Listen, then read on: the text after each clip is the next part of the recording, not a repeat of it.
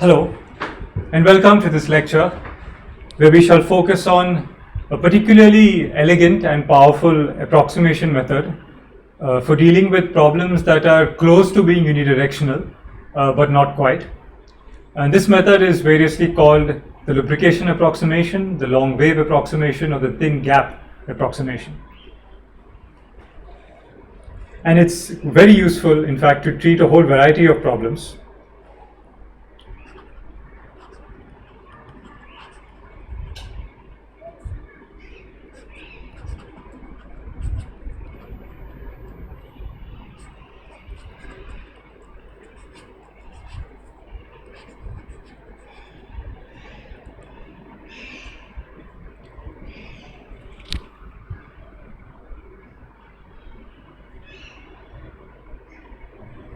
Yes. So before we begin, let's consider a few of these problems so that we have a better understanding of the nature of the problems that we are going to look at today. So as the first example, let's begin with a case we have looked at before, but in a slightly different limit, that of flow through a wavy-wall channel.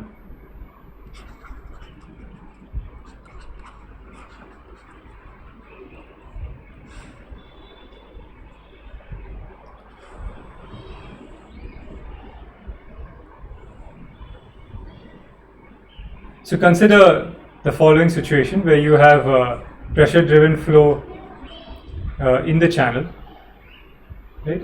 And you can imagine the flow will be parabolic, but it's such that it would have to adjust to the nature of the waviness of the walls. Right? Now, we had looked at a similar problem to this earlier, but in that case, our restriction or the limit in which we studied the problem approximately was that of a small amplitude of the waviness of the wall. So basically this height, which denotes the amplitude, we took to be small.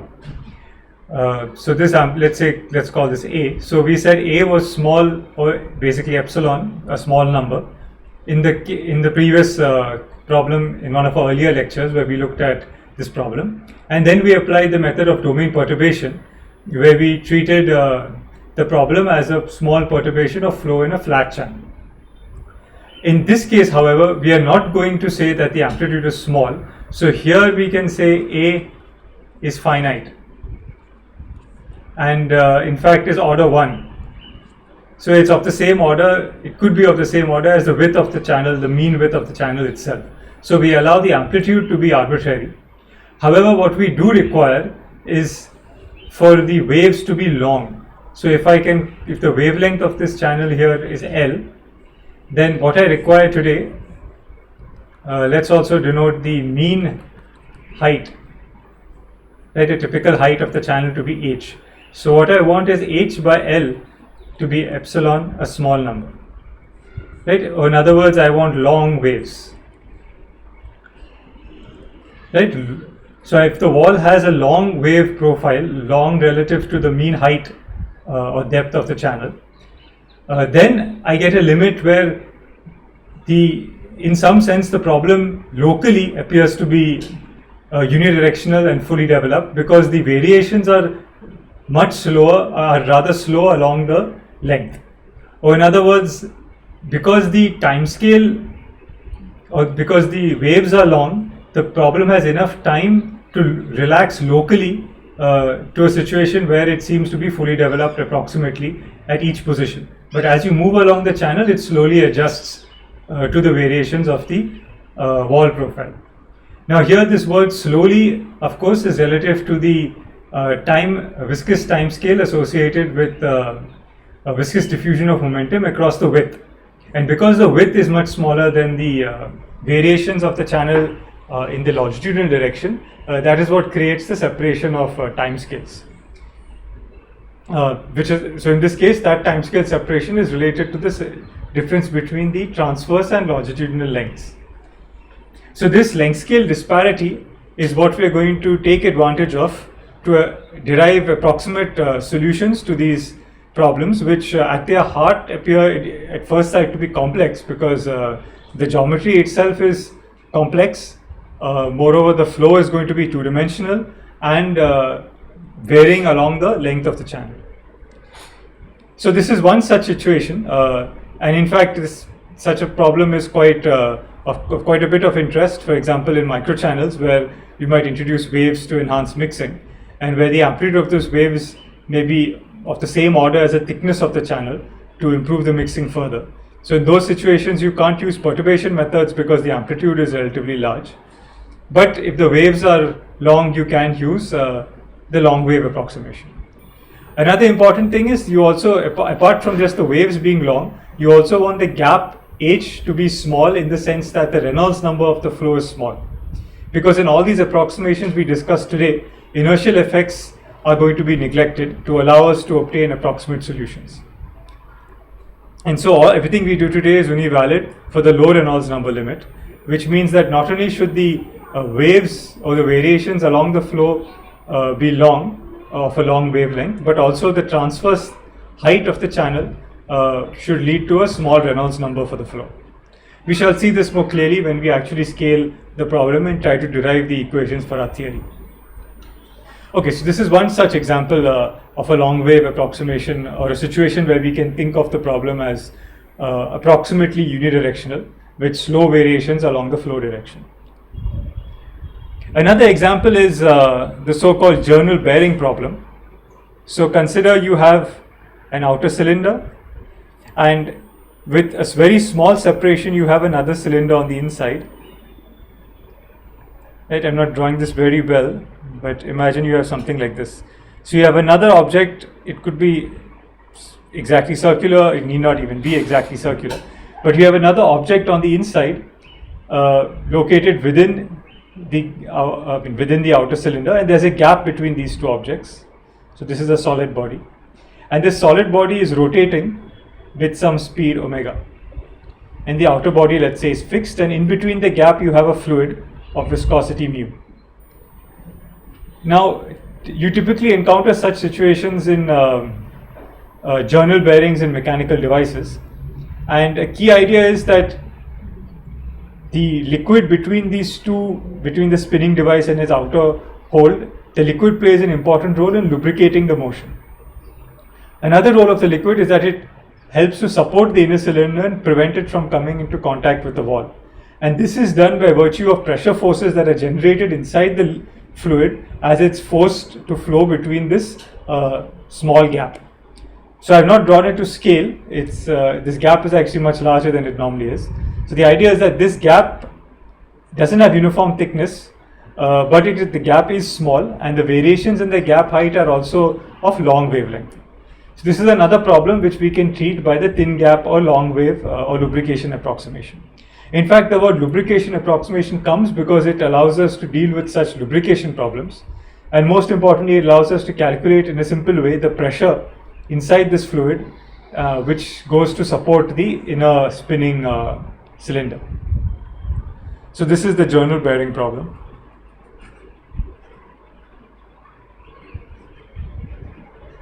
Note that if the cylinder was exactly concentric and circular, we could solve the problem, of course, analytically, because even though it's not strictly speaking unidirectional, in the cylindrical coordinate system you would have only one component of velocity. So it's a problem that we can handle in a simple way. But what we are saying here is, provided the gap is thin, so we can neglect inertial effects, and provided the variations of the thickness, even though the thickness is not exactly uniform and the cylinder is not exactly concentric, provided the variations of thickness are long wave relative to the thickness of the gap itself, the mean thickness of the gap, then we can use this lubrication approximation to solve the problem as if it was locally unidirectional, or locally involving only one component of velocity. But globally, of course, you have to have both components of velocity to adjust for the variations in the thickness of the gap. Again, these what I'm saying now qualitatively will become clear when we look at the equations themselves and the approximation scheme.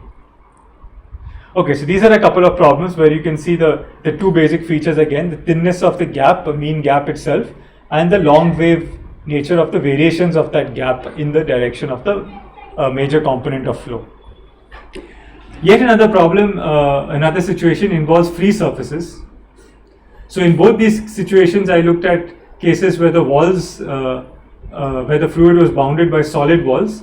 In this case, the walls were not moving. Instead, the fluid was driven by an applied pressure drop. So it was a Poiseuille flow. In this case, there was no applied pressure drop, but the walls themselves were translating relative to each other. So this is a sort of Couette problem. And of course, you can have combinations of these. But in both cases, the walls are prescribed. You also have other situations, so-called free surface situations.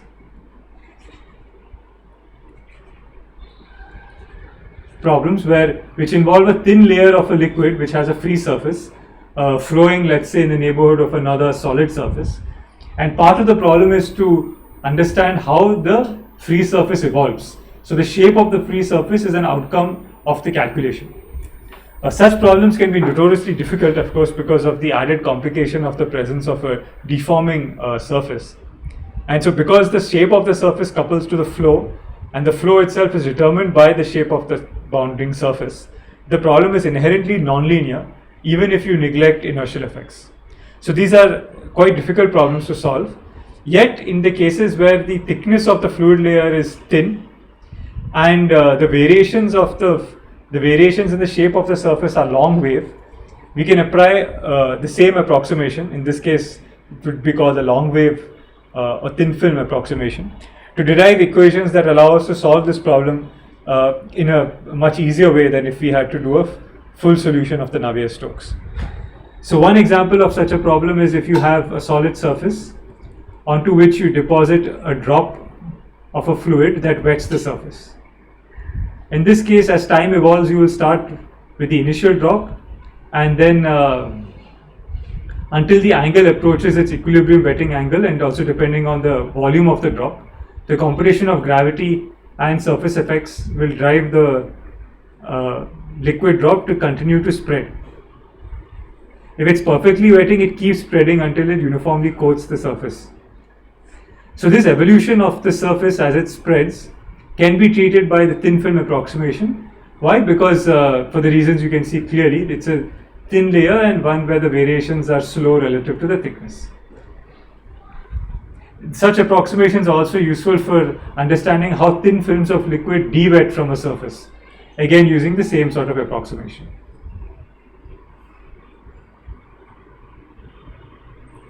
And yet another free surface problem, but this time from geophysical flows, involves the flow of glaciers.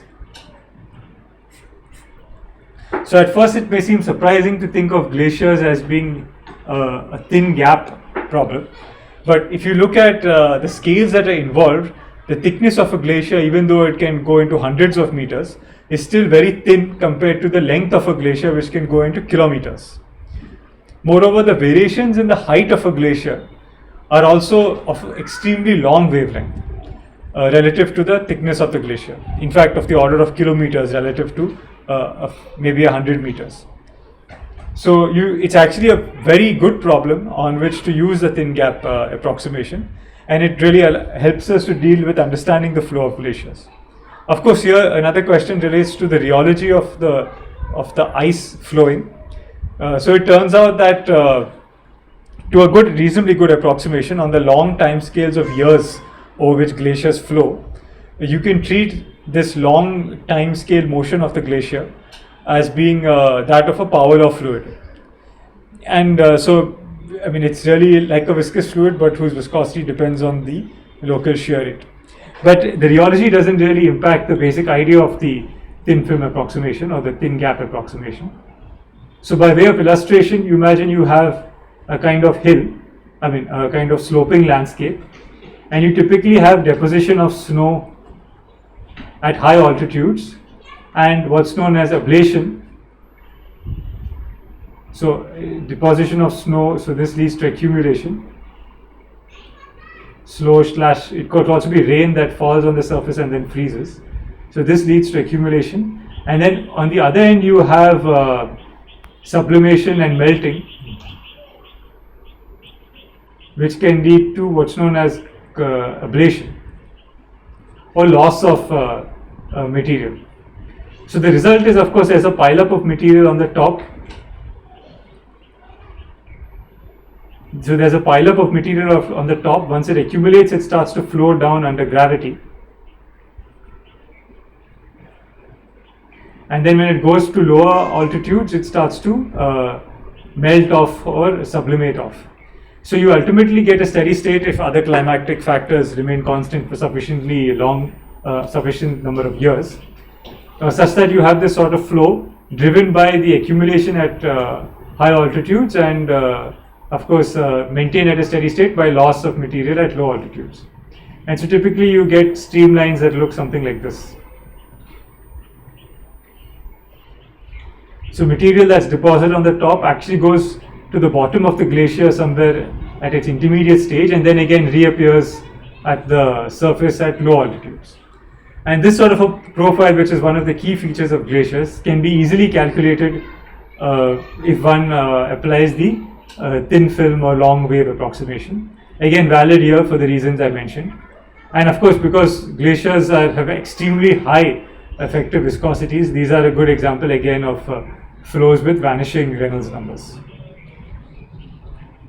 So the lubrication theory or the thin film theory does play an important role even in understanding the flow of ice in glaciers, and it also does in the flow of ice in ice sheets in Antarctica and the Arctic and so on. Before I conclude, it's nice to think of yet another geophysical problem, in fact the opposite of glaciers, which is the flow of lava. So in this case, imagine you have lava coming out from one end, right, from a volcano. So there's initially a powerful eruption, but then the lava material accumulates near the top in a mound, and then it slowly starts to flow down with time, again driven under gravity. So you have this dense lava flowing down the slope. Again, it flows in a thin layer, which can be treated very nicely with the lubrication approximation. Of course, you have to account for the complex rheology of the lava, and typically one can treat it as being a kind of Bingham fluid or a yield stress fluid. But in some ways, this problem is quite similar to the free surface problem of a thin film, except that in the thin film case, you have surface tension playing a role. Here, you don't really have surface tension. It's more just about gravity and viscous forces. So this is an example of a viscous gravity current, which is encountered, which even the glacier is a sort of example of the same. Of course, I said these are sort of opposing problems because in the case of the glacier, you start out cold and as you go down, you kind of warm up, and that's what leads to loss of material and melting. In the lava, you start out at your hottest at high altitudes, and then as you flow down, you begin cooling by evaporative cooling, and you in fact become more viscous as you flow down. Whereas the opposite is true in a glacier, where you become less viscous as your temperature increases. But the main point to take away here from this discussion is that you have a variety of problems which have the basic geometric characteristic that there is a separation of length scales. In other words, you have the length scale over which variations occur in the direction of flow are much longer than the transverse length scale associated with the thickness of the fluid layer. Secondly, the thickness of the fluid layer itself is small in the sense of inertial effects being weak. And so taken together, you can use this to effectively treat the problem as if locally at every point it's following a fully developed Stokes flow, which you can calculate analytically, but a Stokes flow that in some sense adjusts to the fact that the boundaries are changing or the thickness of the layer is changing with distance. So how this adjustment happens exactly and how it can be derived in a systematic way from the full Navies-Stokes problem is what this lecture is about. And to derive the theory, the theory underlying this approximation, we are going to use the standard techniques that we have mastered so far in this course, namely scaling and perturbation methods. But in this specific case, we will see how it leads to the powerful lubrication or long wave theory.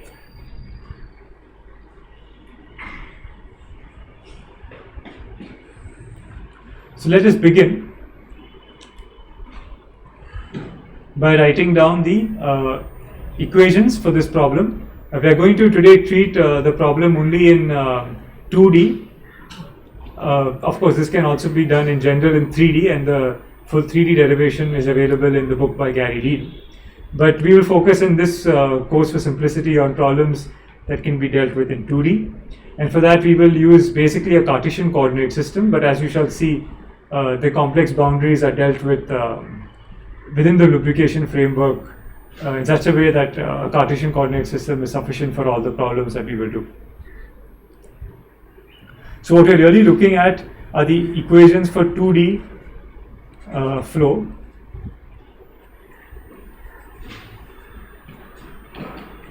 And of course, we'll also have the continuity equation. So let's start with the general equations. Let us scale them with the understanding of the problems that we have in mind, namely problems involving thin gaps and long wave variations. And then from that scaling, see how a natural perturbation scheme suggests itself and allows us ultimately to reach to the lubrication equations, or the thin film or the thin gap equations. So let us draw a general schematic, right, which we can use as a sort of prototype for all the problems we were considering here, except of course the free surface problems, which we shan't touch in this course. But if you encounter such problems later, the ideas you will have to use are very similar to what we're going to do today. So basically what we're interested in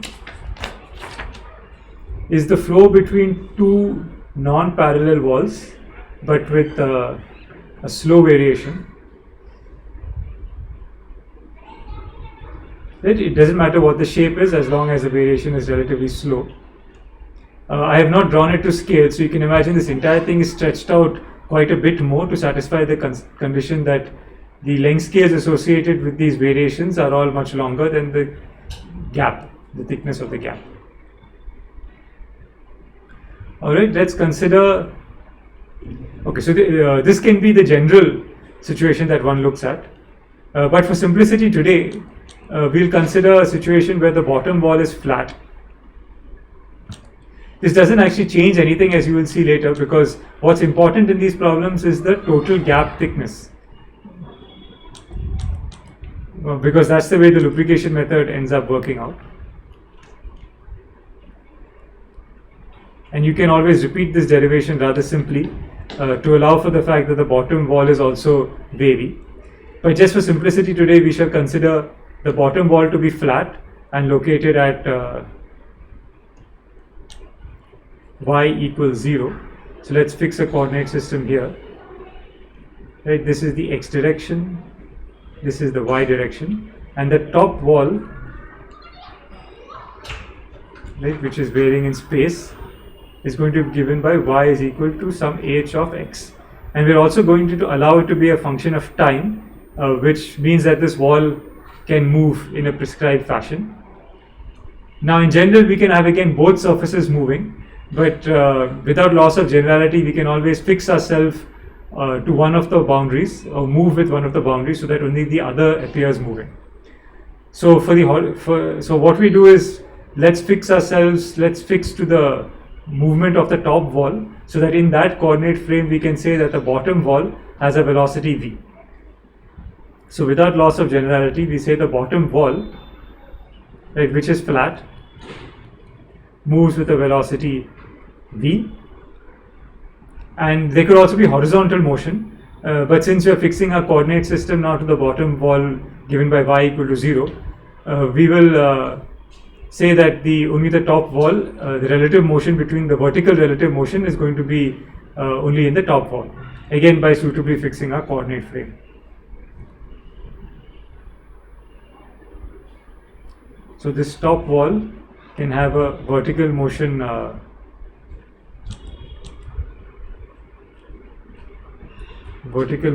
v, and the bottom wall should have a horizontal motion of u, capital U. Alright, so there you have it. So this is the sort of general problem we're going to look at. In addition, we will have a pressure input and output of this problem. So in other words, the problem the flow through this problem could be driven by pressure gradient, or you could have not applied any pressure gradient, and instead it's the motion of the walls that drive the flow. Now at this stage, it's important to point out before we get into the equations that there are two rather different situations where one might want to apply this thin gap approximation. And in these situations, the way we view the thin gap equations we are about to derive take on a slightly different character. So let's just talk about that for a moment, since it's important to bear in mind as we do our derivation. So setting this schematic aside for a moment, consider now two different problems, one of which we discussed earlier. The first is the flow in a wavy wall, right? So in this sort of a flow, typically you will have an input, so where you could fix the input pressure.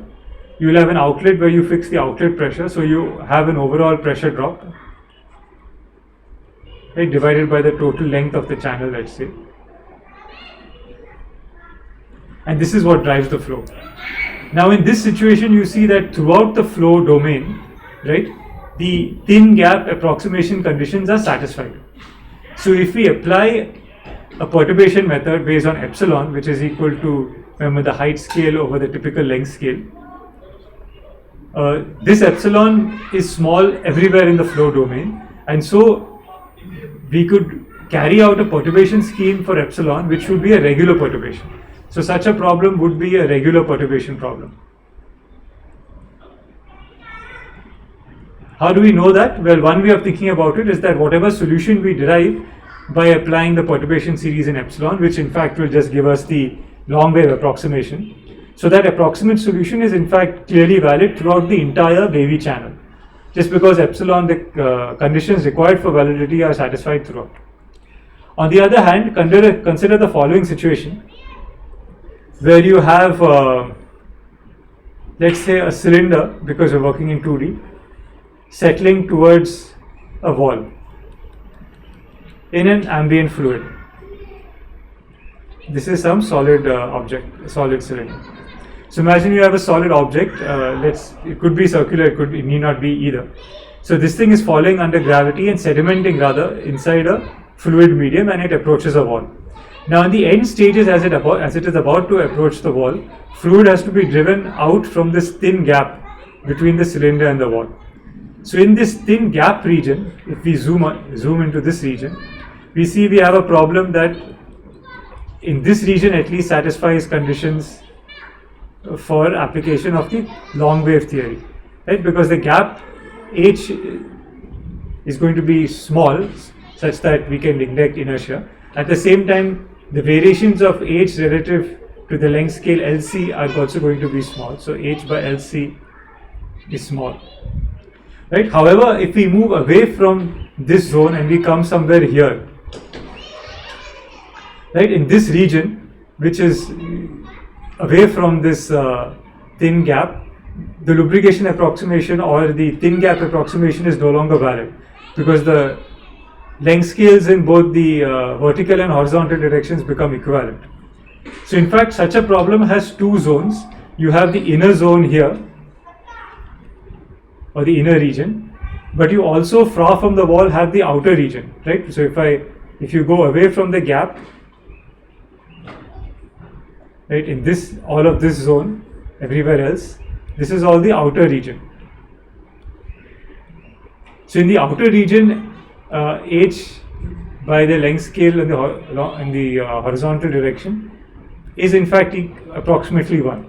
So here epsilon is also approximately 1, and you cannot make a thin gap approximation everywhere in the outer region, and that makes sense because there is no thin gap.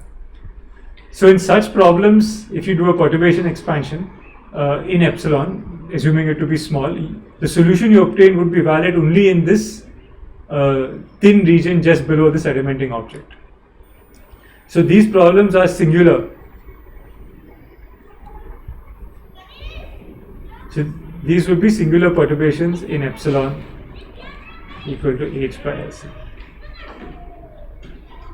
Right, so you should then consider these problems in a way that you are looking for actually finding an inner region solution in the zone where there is a thin gap, And in the rest of the domain where there is no longer a thin gap, you actually need another outer solution. And then strictly speaking, you want to match these two solutions using a kind of Van Dyke matching procedure that we've seen earlier in our matched asymptotics lectures. So that sort of, this idea classifies the two types of problems one could look at with long wave theory. One which is a regular perturbation problem where the long wave approximation is valid throughout, like flow in a wavy-wall channel. And the other where the long wave approximation is only valid in a part of the domain and then it needs to be matched to an outer solution. So with this idea in mind, which kind of problem really depends on the situation you're considering, of course.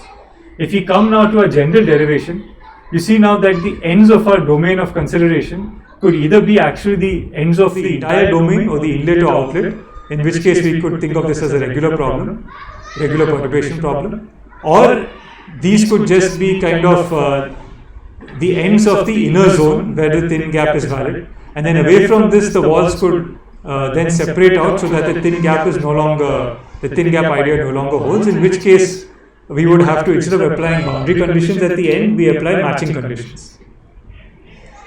Now what saves or what makes lubrication theory powerful is that even in problems where you do have, for example, this the falling cylinder, right? In this problem you can get a solution, as we shall see, relatively easily in the thin gap region. But away from the thin gap region, the flow in the outer region is not going to be simple. In fact, in this outer region, you could have inertial effects being important. Even if they weren't important, the geometry of the container would matter. The outer flow would depend on all the length scales, including the bounding container and the exact shape of this falling object and so on. And it would be fully two-dimensional and much more complex than the flow in the thin region. So it would look like a priori that to get a solution in this thin gap, you actually also have to solve the complex problem in the outer region. But it turns out, as we shall see, that this is actually not the case. The reason being that in the thin gap region, the shear stresses required, the shear stresses in the thin gap are so large that you need extremely large pressure gradients. Or in other words, very large pressure gradients develop in the lubrication layer or the thin gap layer. So large, in fact, that they are much greater than the pressure variations induced by the outflow in the outer region. And scaling will show us this behavior immediately. And as a consequence, the flow in the thin gap region, in a sense, decouples from the flow in the outer region. And so you can actually determine the pressure gradients and the flow inside the thin gap region of your problem without ever solving for that in the outer region.